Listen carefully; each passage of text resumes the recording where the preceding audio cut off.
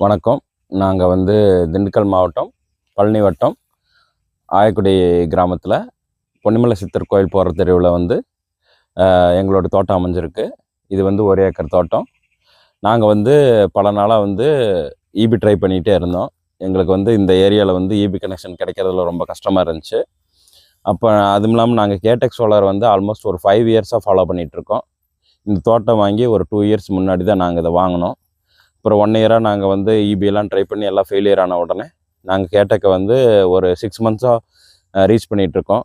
அவங்ககிட்ட கொட்டேஷன் வாங்கிட்டு எல்லாம் ட்ரை பண்ணோம். அப்போ அவங்களுடைய ரெஸ்பான்ஸ் நல்லா இருந்துச்சு. இப்போ லாஸ்ட் வீக் வந்து அவங்கள சைட் விசிட் வர சொல்லிவிட்டு வந்து பார்த்தாங்க. எப்படி பண்ணலான்னு சொல்லி பிளான் சொன்னாங்க.